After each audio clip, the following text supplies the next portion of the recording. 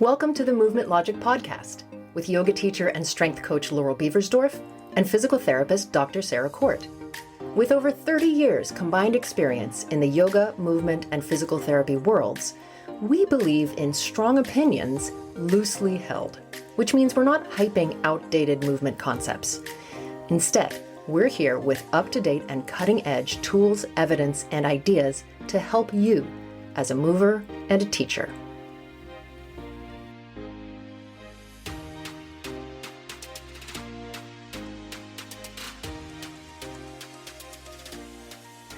Welcome to episode 27 of the Movement Logic Podcast. I'm Laurel Beversdorf, and I'm here with my co-host, Dr. Sarah Court.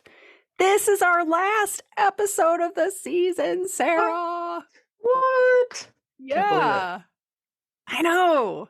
We made 27 episodes? Yeah. We did 27 in a season. That's a long season. Pat yourself on the back. That is a job well done.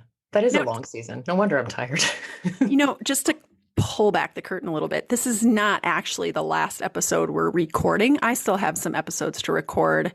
We always record these episodes in advance, pretty far in advance, a lot of them. This one is being recorded in early October. And we are going to end the season December 7th, I think, right? Which is when people will be listening to this. Somewhere around there. So we are technically not done recording all the episodes, and we definitely haven't received feedback, and the world has not heard all of the episodes. But this is the last recorded episode that people will hear for this season. And we have quite a bit of podcasting experience now under our belt that we did not have before recording this episode 27 episode, which is technically the last episode, but in reality not. But I wanted to ask you, Sarah, how are you feeling about podcasting? I feel good about podcasting. I sent Laurel a meme that I saw the other day. It's a side-by-side comparison, and the first cartoon is this musician, trying to write a song, and the caption is like, will anybody like this? And then the other one is two podcasters, and they're like, so then I went to the laundromat, and they didn't have any quarter, so mad. And the other guy's like, oh yeah, dude, that's a bummer, right? So, kind of making fun of the idea that podcasters just really like to listen to themselves talking. I think that it's that, but I also think that podcasters like conversations. They like having conversations, starting conversations, being in conversation. And I have to say that I've found this to be very educational from multiple angles. How I'm feeling about podcasting is that, yes, I like it. And yes, I want to do more. Could I be better at it? Oh my God, yes. Oh, me too. Sure. All the heavy breathing and all the times I interrupted you, I'm like, stop. What are you talking about? I'm just teasing. You don't sound like Darth Vader. Or the number of times that I hit the mic because I'm gesticulating wildly with my arms in a medium where nobody's looking at what I'm doing. But I guess I'm a hand talker. If I can't move my hands around, I don't feel like I'm making my point. I know. Yeah. I know. Lots to learn, and definitely a steep learning curve. And, I think we've gotten better at it as we've been going along. And I know that there's certainly still lots and lots of room for improvement by you. I'm just kidding, for both of us and for me as well.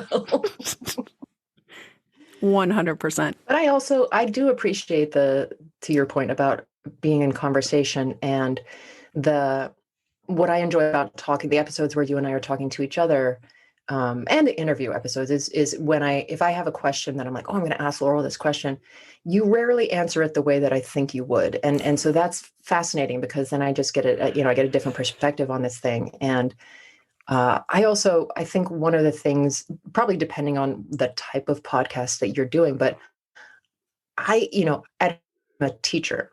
And I love having information that I can share with people and be like, look how cool this is.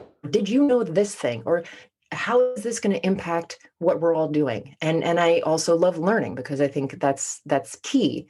That way you're able to be refreshed in your interest in your work, to maintain this level of interest in what you do.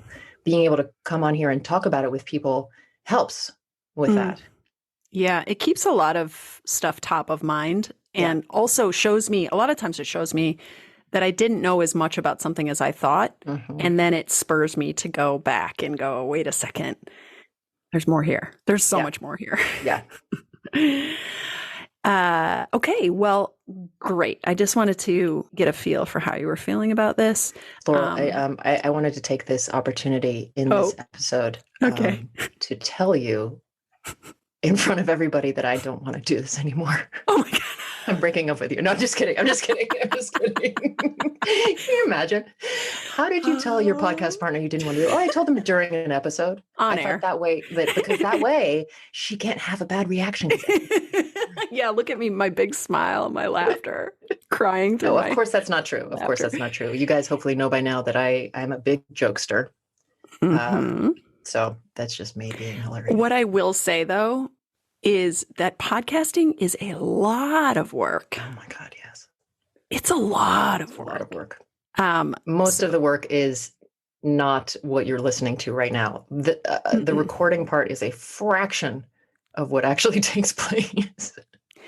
Yeah, the amount of time spent editing, but also, and we don't even really heavily edit our podcasts episodes. I might edit the solo a little bit more just because it's me doing that a lot.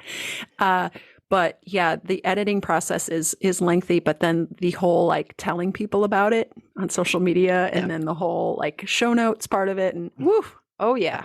Yeah.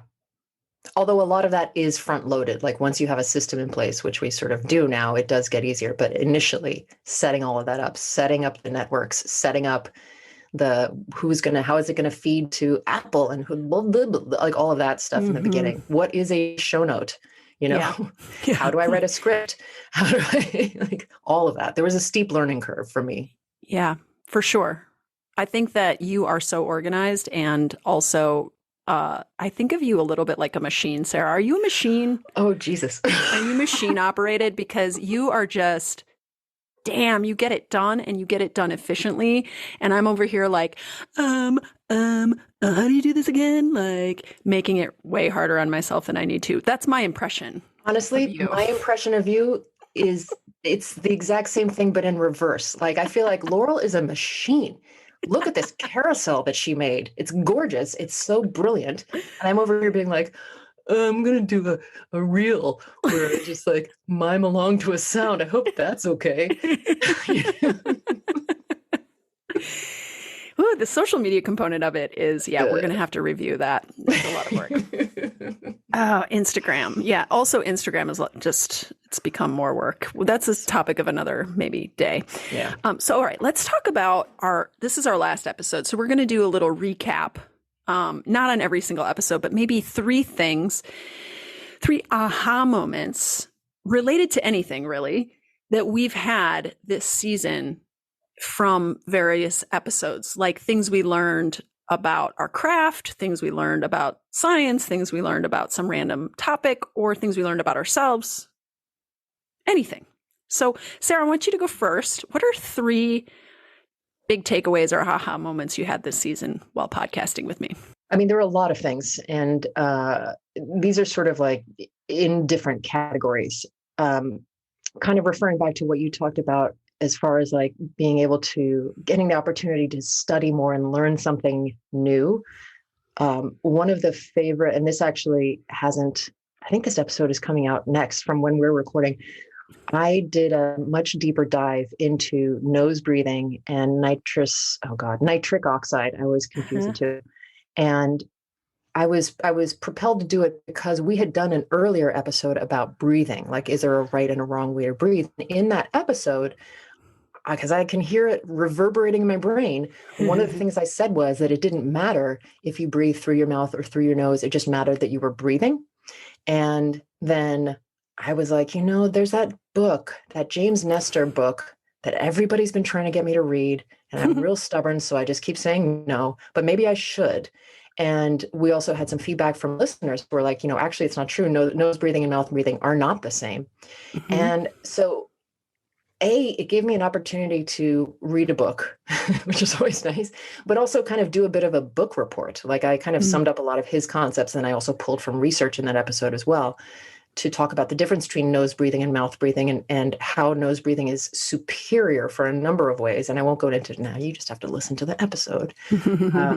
But to me, that also sums up our greater sort of, is ethos the right word?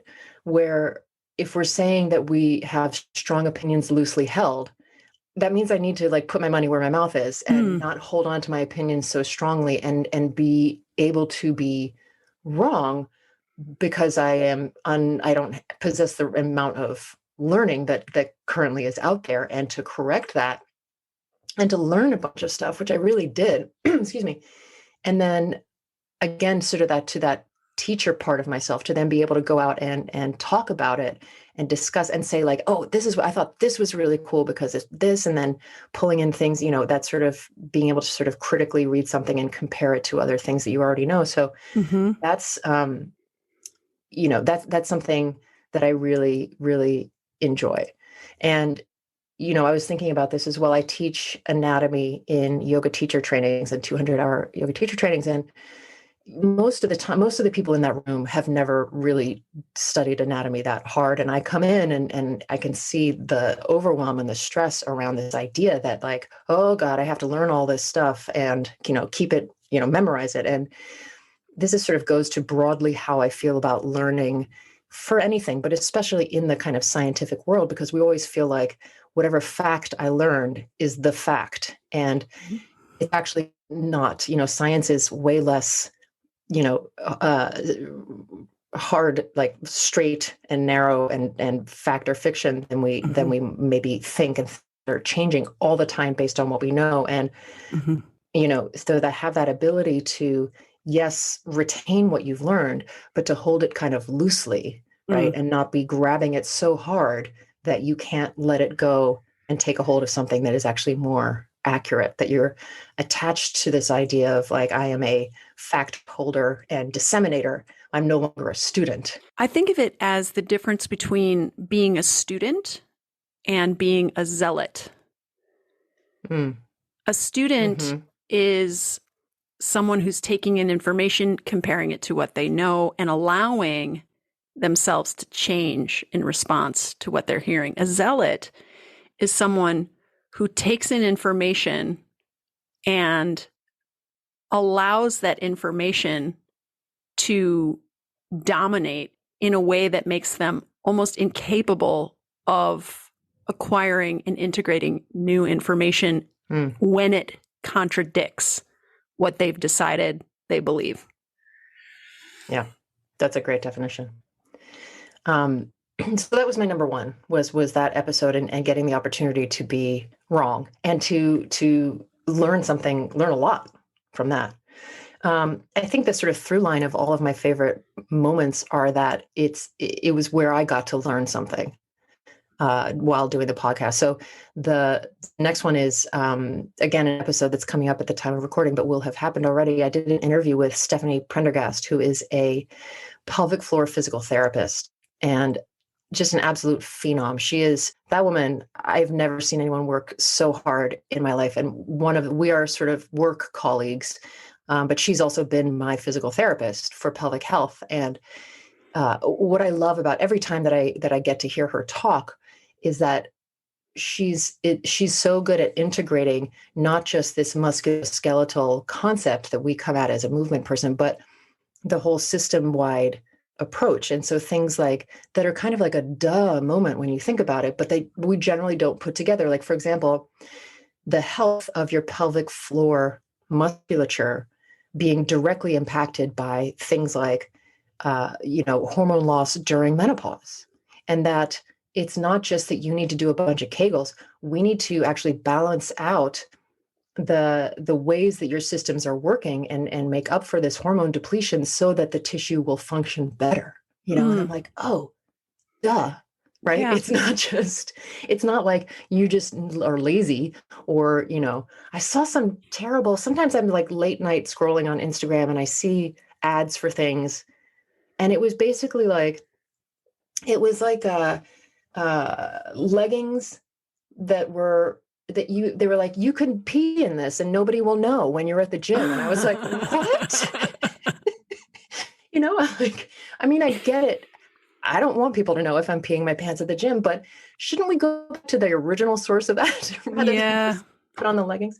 So she says it's hard to describe. I mean, I just fangirl around her a lot. So I was thrilled that I got to talk to her.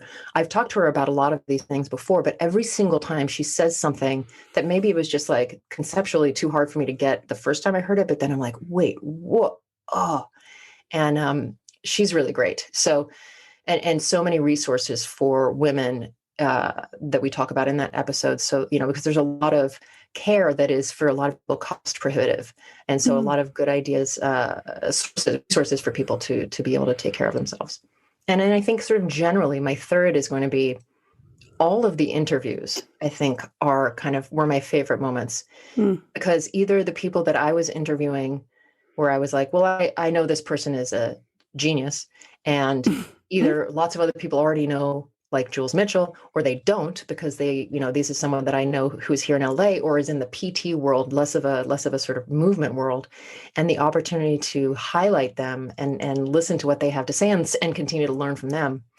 And then also the interviews that you did, like the interview with Roz the Diva I loved it because I was like, this is so cool. I had never heard of her. I didn't know who she was. And so to get to be exposed to her and her world and her process and the way that she approaches, exercise generally, and also just her personality was just so cool. So for me, the interviews were really the highlight of the season in that sense.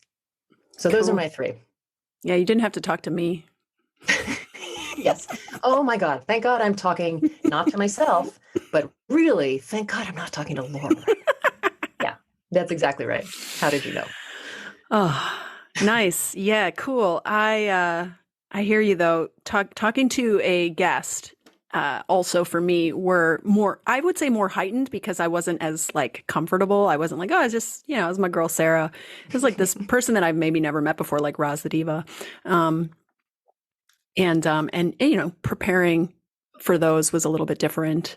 It was more about learning about them and like figuring out, okay, what's the wheelhouse here? What are we going to talk about potentially?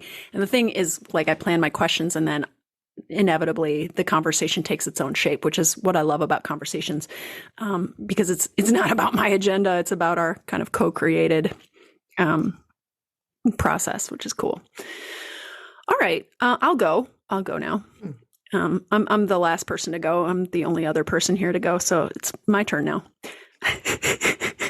If your answers are not, 1, 2, 3, Sarah Court, I'm very disappointed. Well, answer number 1 is Sarah Court. Phew. It's your solo episode on pain.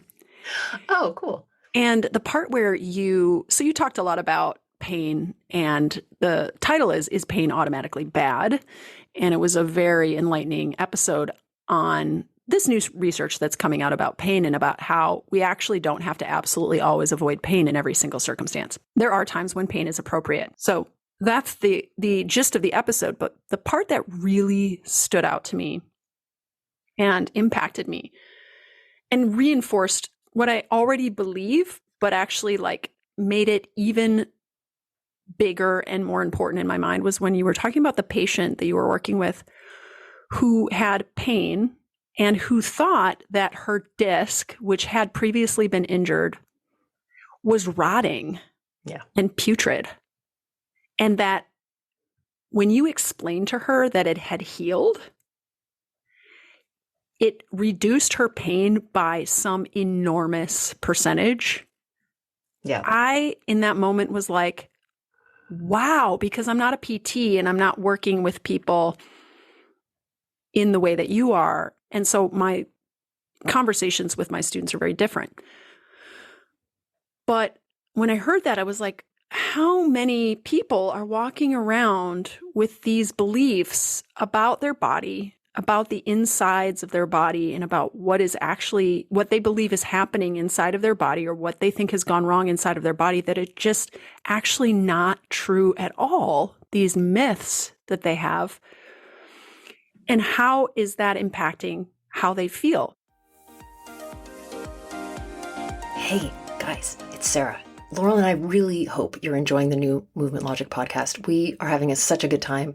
We both really love sharing ideas with each other and getting sparked by things that the other person has learned. Our goal for the show was to help you feel the same way, so that you can feel excited and inspired by what you're learning, and even maybe take some of these ideas into your teaching. That would be amazing if that's what happened. I'd be so happy, because oh my God, we both know what it feels like to be uninspired, to be stuck in a rut, desperately trying to come up with new ideas. So you take another training and it just ends up you fall back into your old habits, the things you already know how to do, because it's too hard to change who you are as a teacher. We've all been there. The whole reason why we created the Movement Logic tutorials was so that you can enhance what you're already good at, instead of trying to be some other different kind of a teacher. Every Movement Logic tutorial contains so much to help you do that. Hours and hours of anatomy, kinesiology, myth busting. Myth busting is maybe my favorite part of the whole thing.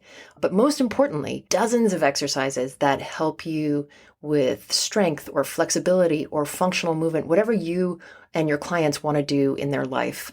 Because we're so grateful that you are listening to our podcast, we have a podcast exclusive discount to say thank you for supporting our efforts with your ears. What you can do is you enter the coupon code podcast at checkout to receive 10% off of your entire purchase. You heard that right.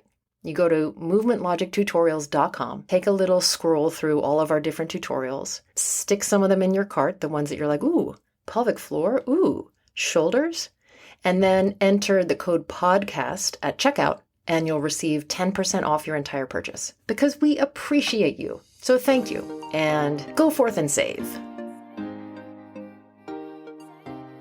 Made me remember just how important the language we use as teachers is. It is so important. The way that we talk to students about their bodies, the way that we talk about our own bodies, and the ideas that we are de-emphasizing and emphasizing with the language that we use. So that was huge. Oh, cool. Yeah. And I remember that patient so clearly. I remember everything about it so clearly, because while it was happening, I was trying to have my professional face on, but inside I was going, holy shit, the entire time. Yeah. Yeah. Yeah. The way that we influence our students and or patients, and the language that we use to tell the story of what's happening it's just enormously important. And it really begins, I think, with what we believe about the body. Yes. And the stories that we tell about the body. And so the re-education that a lot of us are undergoing is so important, and I think actually so much harder to undergo than learning a new style of yoga, or learning to lift weights when you couldn't lift weights, or learn to teach something completely different. The mechanics of teaching something differently from a movement standpoint is challenging, but even more challenging is to really examine and question your own beliefs and the stories you tell about the body, and to see how that starts to leak into your language. Yeah. It's constant, and it requires that you are willing to change some fundamental things about yourself as a teacher. And so it can be very uncomfortable. But anyway, that was really cool moment. The next one was the conversation with Trina Altman, which was episode 8. So your episode was episode 7. And then episode 8, when I talked with Trina about her experience with perimenopause. Mm-hmm. And the process that she underwent in finding evidence-based Western medicine doctors. Yeah. And so this idea that some doctors, like OBGYNs, they're Western medicine doctors. They use evidence to guide their practice, but they're not always the most current in their understanding or their adoption of the evidence. And so when it comes to the topic of menopause and perimenopause, in this episode, what kind of comes through is that it's really important that you look for a doctor who is current on the research and who is not just basing their care off of the Women's Health Initiative study, which had a lot of problems with it. And so this got me thinking about our general malaise as a country and society and our general mistrust of institutions, and how one of the explanations for our current state of demise in the United States, in other words, we're in a stage of late stage capitalism, democracy is being threatened, and to a large extent, this is because of mistrust in institutions. One of the institutions that we've become very mistrusting of is Western medicine. Mm-hmm. Another is the educational system. Another is government, and on and on and on. When we are mistrusting of institutions, some would call that critical thinking, and to some extent it is, right? We can't just blindly follow the messaging and protocol of massive institutions. But the dark side of that is that we stop trusting big evidence and evidence-based approaches to doing things, and we start listening more to our friends or more to grifters on the internet or more to marketing ploys. Mm-hmm. And I got to thinking about how when we are blanket mistrusting of Western medicine, this is really an all or nothing approach. It's really a black and white approach, and it's lacking fundamentally in critical thinking. Mm-hmm. But when we're just blindly trusting Western medicine, we might end up with an OBGYN who diminishes the suffering we're experiencing from the hormone imbalance we're experiencing during perimenopause, and refuses to, look at the various treatments out there that we might be, very much qualified for, mm-hmm. like hormone replacement therapy, for example. Not that that's like the only thing that could happen. So I was thinking about how one of my goals as a teacher is to be evidence-based. And one of my goals as a teacher is to improve scientific literacy, improve critical thinking skills, but how there's so many people out there who are rightfully so really disenchanted / mistrusting of science in general and Western medicine in general, and how I feel like this might be a fundamental misunderstanding of how science works, and the fact that science is not incorruptible. Science is not a perfect system. How science doesn't give you this concrete, immutable, non-changing fact that you can put in your pocket and carry with you forever. Yeah. And so to understand that science is, I think, our best way of knowing something, the scientific process is the best way of knowing something, but that it's not perfect, will allow us potentially to find these middle grounds of like not fully distrusting evidence-based institutions, but also being willing to, question them at the same time. This is where I think this is like the crux of where we're at in the world right now. Yeah. 100%. I mean, I think the other thing that happens, and I actually, as you're talking, I was like, I think this would be an interesting episode. I don't know if it's, but talking about, are you Western based or are you Eastern based, quote unquote, Eastern based? And, there's so many things. I mean, even thinking about the medical profession as this monolithic thing when it really isn't. And I look at within my world of physical therapists, there's such a range of, well, are you practicing what you learned 20 years ago? Or are you, when you had to take the exam, are you practicing I got my license and, a lot of the stuff in the textbook that I had to take the exam on, I was like, I don't think this is exactly right, but I'm just going to write that this is the answer because this is what they think is the answer. But I think actually more recent research shows that this was not the answer, so it's a lot to do with how much work are the medical practitioners that you have available to you putting in. Right. And that can depend on so many factors. But yeah, any sort of like wholesale abandonment of either the, Western medical approach or the, power of something like Ayurveda or Reiki, any sort of like wholesale, like that's garbage, I think is always problematic.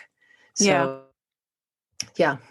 And just as a side note, the episode that I did with Stephanie Prendergast talks also about those resources that Trina was talking about, like trying to find medical practitioners and who are not still, sticking by that report from 20 years ago, which in fact is false. Cool. Yeah. And then the third one was my solo episode, of course. Sure. Why not? I picked one of mine. I really loved when I talked about it. I love everything I know about this topic and how I love listening to myself talk about this topic, uninterrupted by Sarah and her dumb jokes. Can I say, though, the solo episodes are really hard. They're so hard. They're hard because you have to really, you can't like lean on the other person. There is nobody to lean on. Find the word that you forgot or whatever. There's no one to lean on. And so when I did the episode on the pros and cons of resistance bands, I didn't actually know. I did love that episode. Yeah, I just wanted to break in and say I really did love that episode as well. I'm so glad. I was a little bit like, okay, I want to talk about what resistance bands can and cannot do. I didn't really know where it was going to go exactly. And I usually do a lot more preparation for the solos because, it's just you and then it's the crickets. So you better know what you are there to talk about. And I came upon an understanding that I hadn't had before I started preparing for the episode. And it really kind of almost clicked while I was recording the episode. And it dawned on me that just this sentence: all strength training is resistance training, but not all resistance training is strength training. And I was like, that's really good. Yeah. Resistance training can encompass things like body weight, resistance bands, free weights, right? But I think sometimes when we think about resistance training, we think that all we're doing is working on strength, but there are so many other capacities within the realm of resistance training we could be working on, physiological outcomes like increase in muscle size, which is not the same as strength, right? Or strength endurance, which is a different variable than strength, or even power, right? But then outside of the realms of resistance training, we could be working on things like improving proprioception, reducing sensitivity to particular positions or loads in the body. We could be working on just adding more movement load variety to our movement diet. And while these aren't necessarily things that we would progressively overload, right? I don't think we progressively overload proprioception. We don't progressively overload just reducing pain in a position. And we might if we're working on building strength to reduce that pain. But if we're just trying to get somebody to be able to bend over without pain, that might start, from a much lower load, kind of just movement perspective rather than just like a strength training perspective. Or if we're just looking at moving in different ways and loading our body in different ways, these are goals that we can have actually separate from resistance training, but we can use the tools of resistance training. And we do already. We use body weight, which is a tool of resistance training. Resistance bands are a tool of resistance training, even free weights, right? We could use free weights in a way that isn't necessarily aimed at getting stronger. It's not necessarily aimed at getting bigger muscles. It's maybe just aimed at moving in different ways, feeling different in a pose or a movement, or even improving mobility, right? So I don't know, it's kind of a cool discovery. It's like, it's one of those things that you're right on the edge of understanding. And until you actually take the steps to verbalize and act on your understanding, you don't make the connection. And then when you make the connection in the moment, you're like, wow, it's really, really educational to publish your learning process. It's really educational to ship it, because and not wait for everything to kind of click and for you to understand everything and be perfect. Like, it's all an unfinished product. It's all a draft. And to be willing to kind of get in front of the microphone, or even on, social media, or even in, your classes, to just share what you know now can be in and of itself one of the most effective ways to know more, I think. So that was a big kind of aha, like, yeah, this is good for me. This is good for me in terms of like my ability to articulate and understand and reinforce what I know. Yeah. In addition to, this is good for me because now I don't have to rely exclusively on Instagram for people to know about me. Instagram is becoming very, very laborious for me. Yes.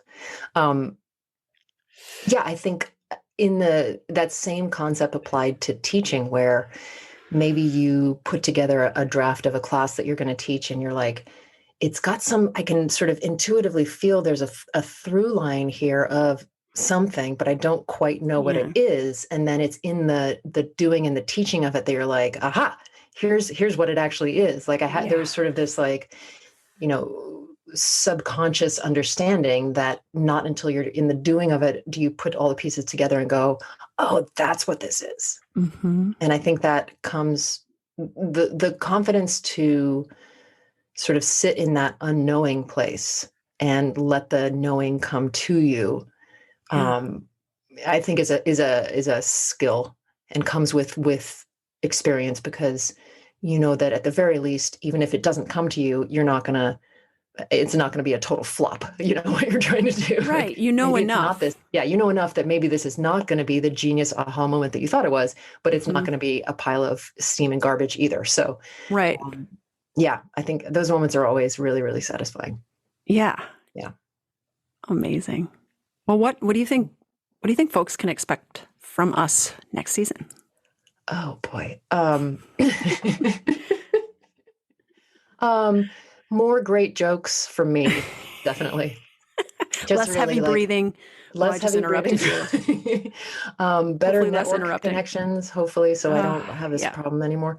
No, I think it, kind of, I think hopefully at least people who've been listening get a sense of like who we are and how we, put things together, how we think. I mean, certainly for me, this whole process of doing this is sort of what you described in that episode of like, it's been oh yeah, that's how it's been a sort of cataloging of how I think and how I put ideas together. And so I think, so more of the same approach and just a whole slew of interesting new topics. I already have a list of like 5 or 6 people that I know that I want to try and get on here for interviewing. I'm very excited about those people.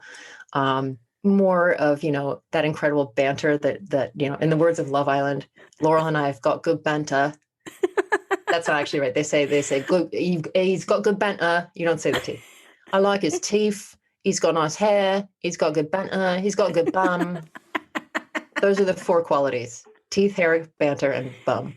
So you're going to get more teeth, hair, banter, and bum from the 2 of us, and more exploration and just again, it's really, I think it's really freeing to be like, I have strong opinions, but feel free to change my mind. Yeah. It's really liberating in a way. Yeah. I agree. And I have to say, I think next season, I am looking forward to getting to know you even better. Aww. Getting to hang out with you. Aww. And for this thing to continue to grow. I know we have a really big project that we are going to start working on soon as a special course coming, just you and me. This course that Laurel is very obliquely referring to, very opaquely referring to, started from a text message that I sent to her and the text began with, okay, you're going to think I'm crazy, but, and I laid out this idea and she wrote back and was like, I had the same idea. Yeah. So we are, if nothing else, on the same page about a lot of things. Yeah. My best ideas for how you and I should work together come in like these epiphany moments while I'm like doing something random around the house. And I'm like, oh yes, Sarah and I should start a podcast. And I immediately grab my phone. I'm like, let's start a podcast. And you immediately write back, you're like, I'm in. Okay. Yeah. The best ideas come in random places. Driving, in the shower. All right. Well, thank you. And I think this is a wrap for this season. It's going to be a couple of weeks before you hear from us again. I mean, I hope it's more than a couple. We haven't decided exactly on when we're going to resume these episodes, but you're not going to hear from us for sure for the rest of 2022. So stay tuned and go back and listen to some of the older episodes that we referenced. We're going to link them in the show notes, our big aha moment episodes, and all the episodes starting from the very beginning. Also follow us on Instagram at Movement Logic Tutorials, as well as our own personal handles at Sarah Court DPT. That's right. And at Laurel Beversdorf. And then get on our mailing list for freebies and to know about this secret course and to hear from us in various ways. We're sharing a lot of fun stuff to our mailing list that we're not sharing anywhere else. So get on our mailing list to be in the know about that. That's it. And thanks so much for joining us for this season, for this episode. As always, it helps us out if you would please subscribe and rate and review us on Apple Podcast, wherever you get your podcast. And if you have a question that you'd like us to discuss for season 2, go ahead and pop it into the review, because then you get to do 2 things with one action. You get to give us a review, and you also get to request a topic. And we read all of the reviews. Thank you for joining us, and we'll see you next season. See you next season.